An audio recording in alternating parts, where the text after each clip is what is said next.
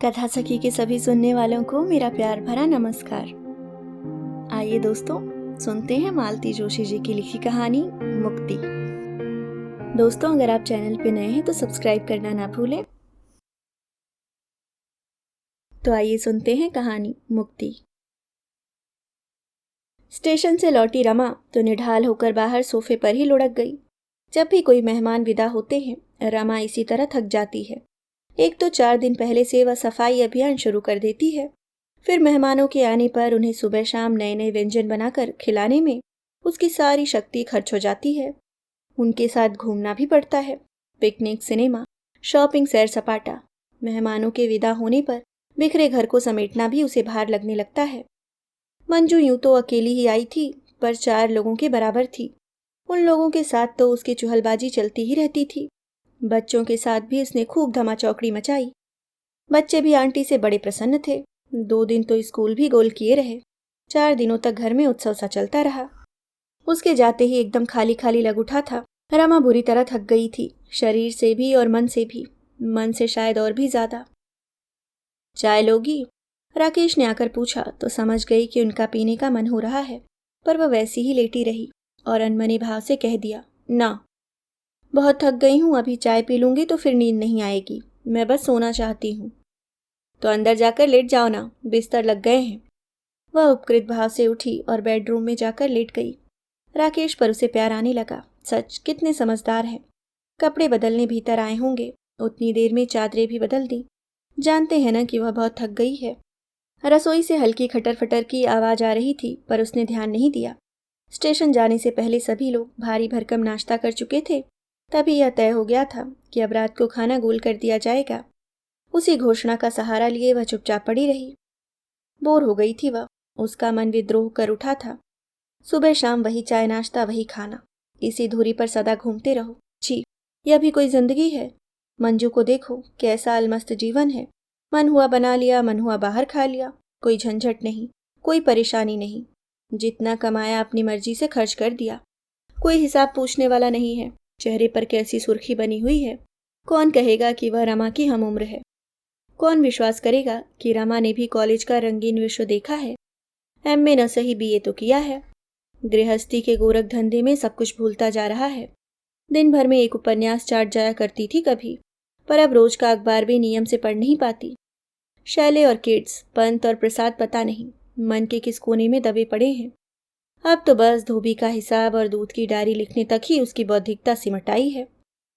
इन बातों का एहसास उसके मन में पहले भी कहीं रहा होगा, पर मंजू की उपस्थिति में वह एकदम सतह पर तैराया था। शायद इसलिए वह मंजू के आगमन से डरती थी।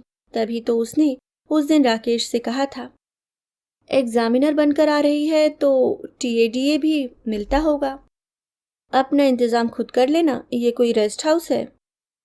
वे देखते ही रह गए थे, फिर धीरे से बोले, करने को तो कॉलेज वाले ही सारा इंतजाम कर देते हैं, पर हम लोगों के यहाँ रहते वह कहीं और रुकेगी तो अच्छा लगेगा। उसने भी शायद यही सोचा होगा। हाँ, ठीक तो है, इतना नजदीकी रिश्ता है उनका। उनके यहाँ रहते मंजू और कहाँ रुकती भला। बहुत पहले, शादी के तुरंत बाद, एक उत्साही ननद ने उसे बताया कि कभी मंजू और राकेश का कुछ चक्कर चला था, पर उस रिश्ते में कई वैधानिक बाधाएं थीं। अतएव बात वहीं दबा दी गई। तब से रमा के मन में एक गांठ सी बन गई है। जब भी मौका मिला है, उसने राकेश को अवश्य कुरेदा है। कमरे की रोशनी गुल हुई तो वह जान गई कि राकेश सोने के लिए आ गए हैं, पर वह आंखें बंद किए वैसी ही निस्पंद पड़ी रही। उसके भीतर बैठी गृहिणी के मन में कई प्रश्न कुलबुला उठे। दूध की अलमारी बंद तो कर दी थी, बाहर वाले दरवाजे का ताला ठीक से देख लिया था, बच्चों के कमरे की लाइट जल तो नहीं रही, पर उसने सबको डांट कर चुप कर दिया। आज वह सिर्फ आराम करेगी, बहुत थक गई है। जिस दिन से घर में पांव दिया है, खट रही है। आज चैन की नींद सोएगी। लेकिन बगल वाले पलंग पर नाक बजनी शुरू हो जाने के बाद भी वह जग रही थी। हाँ, राकेश को सोया जानकर उसने अपनी आंखें खोल दी थी और नीले बेड लैम्प की रोशनी में वे पता नहीं क्या खोज रही थी। ये पिछले 4 दिन उसने बेहद तनाव में गुजारे थे। उसे अब अपने पर ही आश्चर्य हो रहा था। मन में इतना विष समेटे भी वह स्नेह की मूर्ति क्यों बनी रही? क्यों खटती रही इतना? उपेक्षा भी तो कर सकती थी। शायद वह मंजू को दिखाना चाहती है कि वह कितनी सुघड़ गृहिणी है। मंजू के बिना भी राकेश की गृहस्थी कितनी सुखी है, संतुष्ट है। शायद यह भी जताना चाहा हो कि वह कितनी उदार मना है। राकेश की पूर्व प्रेमिका का भी वह खुले दिल से स्वागत कर सकती है। ये 4 दिन उसके लिए जैसे तलवार की धार बन गए थे। एक ओर अपनी सफल सुखी गृहस्थी का विज्ञापन जारी था, दूसरी ओर पति की चौकस निगाहों से चौकीदारी भी करनी थी। रात कब आंख लगी पता ही नहीं चला। जब उठी तो देखा धूप पूरे कमरे में भर गई थी। घड़ी देखी, 8:30 हो रहे थे। वह हड़बड़ाकर बाहर आई, देखा नीता कपड़ों पर प्रेस कर रही है। मम्मी चाय बनी रखी है, तुम गर्म कर लोगी प्लीज। 8:30 हो रहे हैं। 8:30 हो रहे हैं, मुझे जगाया क्यों नहीं? पापा ने मना कर दिया था। रसोई में आकर देखा पूरा प्लेटफॉर्म सामान से अटा पड़ा है। परात में ढेर सा आटा सना रखा है। ये क्या है, पूरे मोहल्ले को न्योतने का इरादा है? गीला हो गया था ना, फिर और मिलाना पड़ा। सुमित कहाँ है? स्कूल गया है, उसकी बस तो 7 बजे ही आ जाती है। नाश्ता करवा दिया था? दूध के साथ बिस्किट दे दिए थे, टिफिन में मटरी और केक रख दी है। पापा कहाँ हैं?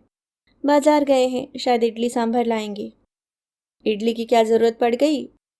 एक दिन जग न पाऊं तो हंगामा हो जाता है। आवाज नहीं दे सकते थे तुम लोग? पापा ने मना कर दिया था, सुबह से रेडियो भी नहीं लगाने दिया। बोले मम्मी बहुत थकी है, सोने दो। पता है तुम्हारे कमरे के दरवाजे खिड़की तक बंद कर दिए थे। अभी बाहर जाते हुए खोल कर गए हैं, नहीं तो पता नहीं कब तक सोती। बड़ा अच्छा किया, उसने मुंह बिचकाकर कहा। खूब आराम करवाया है, अभी सारा फैलाव समेटते समेटते सब वसूल हो जाएगा।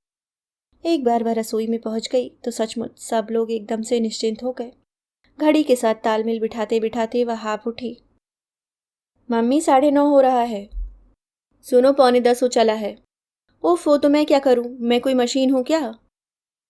वह बड़बड़ाती रही, पर 10 के घंटे के साथ उसने खाना टेबल पर लगा दिया। खाना खाते समय देखा राकेश की उंगली पर पट्टी बंधी है। ये क्या हुआ? कुछ नहीं, सब्जी काटने में लग गई। उन्होंने अपराधी भाव से उत्तर दिया। किसने कहा था ये कारगुजारियां दिखाने के लिए? वे कुछ नहीं बोले, चुपचाप खाना खाते रहे। खाना खाते ही वे एकदम उठ खड़े हुए। आज नीता को भी छोड़ते हुए जाना था, उसकी बस छूट गई थी। उन लोगों के जाने के बाद उसे पूरा घर समेटने में 2 घंटे लगे। सुबह राकेश ने मेहरी को भी लौटा दिया था। उसकी खटर पटर से रमा की नींद टूट जाती। मोरी पर बर्तनों का ढेर हो गया था। बाथरूम में उतरे हुए कपड़ों का अंबार लगा था। उन्हें साबुन में गलाने का भी किसी को होश नहीं रहा था। साबुनदानी में पानी भर गया था। सुमित का गीला तौलिया पलंग पर ही गुड़ी मुड़ी पड़ा था। अखबार के चारों पन्ने कमरे के चारों ओर पड़े थे। स्याही की दवात खुली थी। बिस्किट निकालते हुए नीता ने शायद शक्कर का डिब्बा गिरा दिया था। वहां चींटियों की फौज जुड़ाई थी। सारा काम निपटाकर ड्राइंग रूम में एक पत्रिका लेकर बैठी थी कि याद आया, सुमित आज एकदम भूखा गया है, लौटकर सीधे खाना ही मांगेगा। लेकिन भिंडी तो छूता भी नहीं है, खाएगा क्या? फिर उठी, कुकर में 4 आलू डालकर गैस पर चढ़ाए, तब कहीं चैन आया। लौटकर पत्रिका हाथ में ली ही थी कि घंटी बजी। खोलकर देखा राकेश थे। अरे, आज आप जल्दी लौट आए। लंच आवर में आया हूँ। सुबह तुम इतनी पेनफुल लग रही थी, डर गया था, कहीं बुखार तो नहीं है? सचमुच मेरे लिए आए हैं? नहीं तो और कौन है यहाँ? मैंने सोचा शायद दफ्तर में दिल ना लगा हो। दिल तो सचमुच नहीं लग रहा था, तभी तो भाग आया। तुमने कैसे पहचाना? दिल कैसे लगता भला, मंजू की याद जो आ रही होगी। रमा। उनकी आवाज में ऐसी तड़प थी कि रमा सिहर उठी। रमा, तुम्हें विश्वास तो नहीं होगा, पर मैं सिर्फ तुम्हारे लिए इतनी दूर से दौड़ा आया हूँ। पिछले 4-5 दिनों में तुमसे 2 बात करने को तरस गया था। सोचा था थोड़ी देर तुम्हारे पास बैठ लूंगा। ये क्षण मेरे, बिल्कुल मेरे होंगे। शाम होते ही तुम फिर बच्चों में, घर के कामों में घिर जाओगी। मेरे हिस्से में तो बस रात को ही आती हो, पर लगता है तुम तो पत्थर हो गई हो। मैं ही पागलों सा तुम्हारे साथ के लिए आकुल व्याकुल होता रहा हूँ। और स्कूटर की चाबी घुमाते हुए वे एकदम उठ खड़े हुए। ओफो, बैठिए ना, मैं चाय चढ़ा रही हूँ। चाय तो मुझे कैंटीन में भी मिल जाती है रमा। जो वहां नहीं मिलता उसी के लिए तो आदमी घर की ओर दौड़ा आता है। रमा, 29 वर्ष की आयु में शादी की है मैंने। उससे पहले वाला जीवन बिल्कुल सपाट रहा है, ऐसा मैंने कभी नहीं कहा। पर शादी के साथ ही मैंने अपने अतीत पर पर्दा डाल दिया था। भूल गया हूं मैं विगत को, पर तुम उसे बराबर याद रखे हुए हो। एक अभिशाप की तरह वह प्रसंग तुमने ओढ़ लिया है। उससे शायद तुम्हें कभी मुक्ति नहीं मिलेगी। शायद तुम मुक्त होना चाहती भी नहीं। और वे पलक झपकते सीढ़ियां उतरकर चले गए। वह पुकारना चाहती थी, पर आवाज जैसे गले में फंसकर रह गई। अभी आप सुन रहे थे मालती जोशी जी की लिखी कहानी मुक्ति। उम्मीद करती हूँ दोस्तों कहानी आपको पसंद आई होगी। मिलते हैं किसी और नई कहानी के साथ, तब तक के लिए मुस्कुराते रहिए। धन्यवाद।